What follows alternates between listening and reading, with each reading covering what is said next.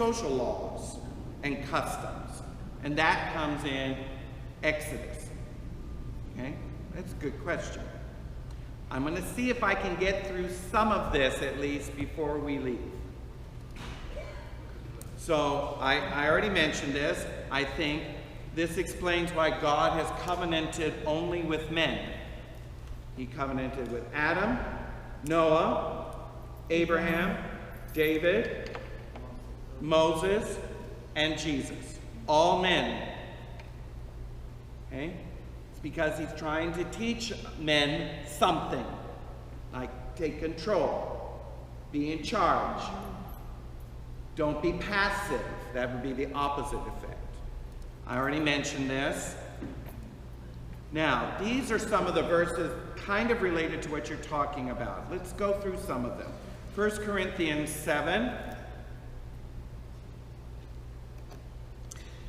Notice the topic. It's directions concerning marriage. Okay. This is St. Paul writing to the Corinthian church. Now, concerning the matters about which he wrote, it is well for a man not to touch a woman. But because of the temptation to immorality, each man should have his own wife, and each woman her own husband. So this is one of the first documents, if you will, we have concerning Christian marriage. And this document, written by the Apostle Paul, was written approximately 55-57 AD. So we're talking really early. The husband should give to his wife her conjugal rights, and likewise the wife to her husband. Boy, you talk about the Bible, speaking it like it is. There it is. Conjugal relations are meant for marriage only, and each partner gives, notice that, gives themselves to each partner. It's an equality. For the wife does not rule over her own body, but the husband does. Did you hear that? Keep reading, keep reading. Likewise, the husband does not rule over his body. What? The wife does. That's right. Did you hear that?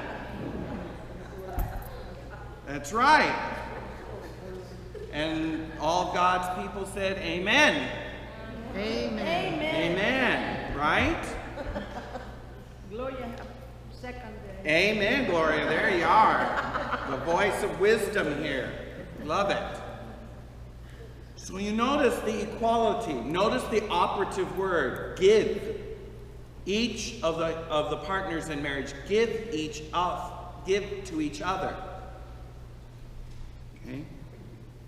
Do not refuse one another, except by perhaps agreement for a season, that you may devote yourselves to prayer, but then come together again, lest Satan tempt you through a lack of self-control. I say this by way of concession, not as a command. I wish all were like myself, but each has his own special gift of God, one kind and one to another. What's he talking about? Paul remained unmarried.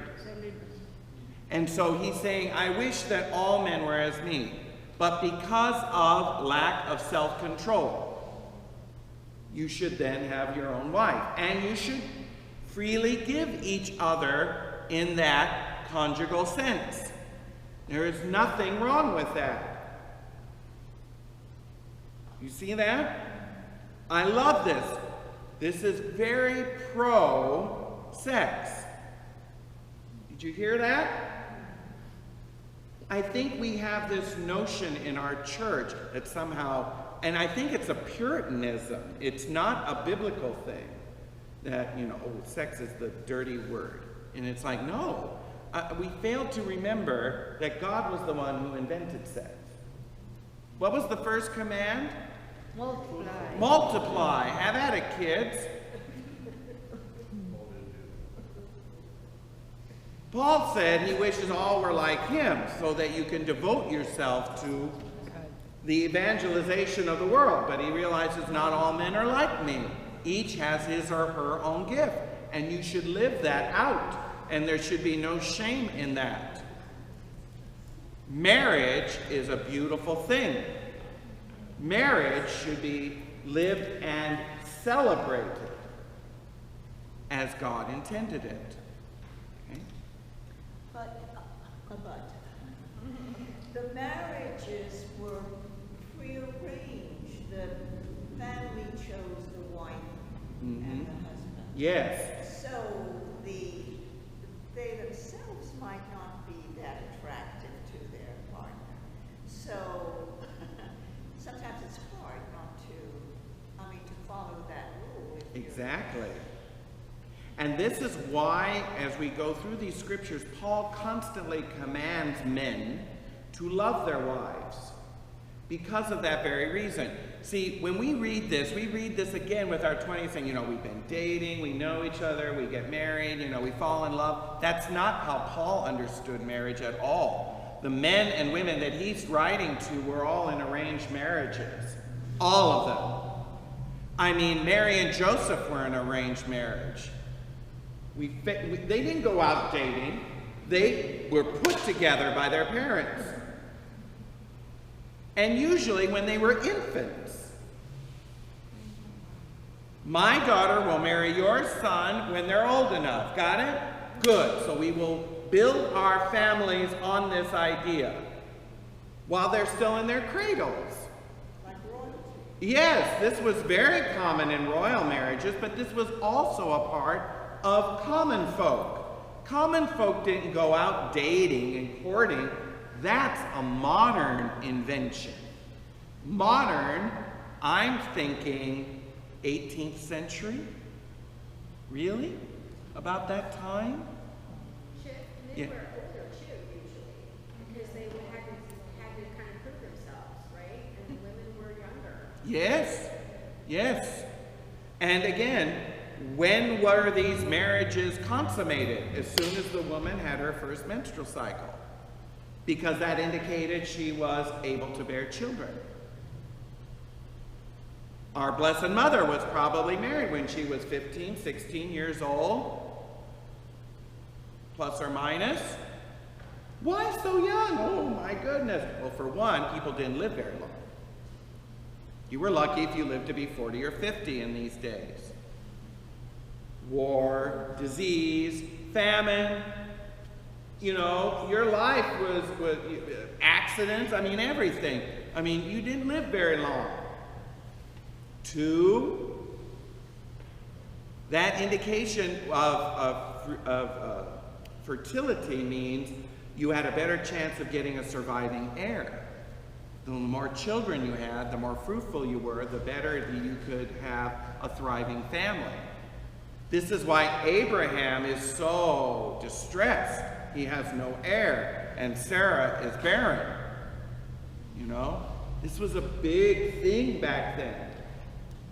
Okay, yes? And also you have to remember that the main economy is agriculture. So the younger you are, the strength you have. Yes. And help with the, work in Yes. the field. Yes. Yeah. Right, yeah. Yes. I think a good image of this would be, and I hate to use it, would be like Little House on the Prairie. The man is like building the house and all this, and the woman is taking care of all the children.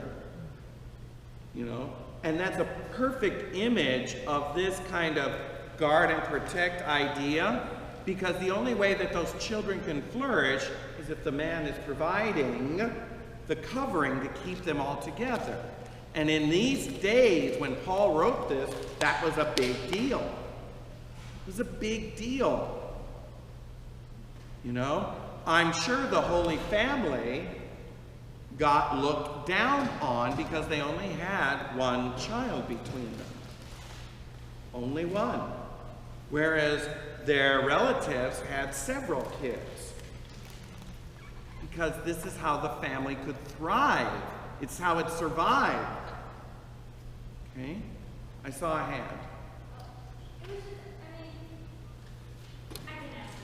Okay. I am looking at the time. I do want to be conscious. This is the first verse of this. I want to go through the other verses. They are primarily about marriage.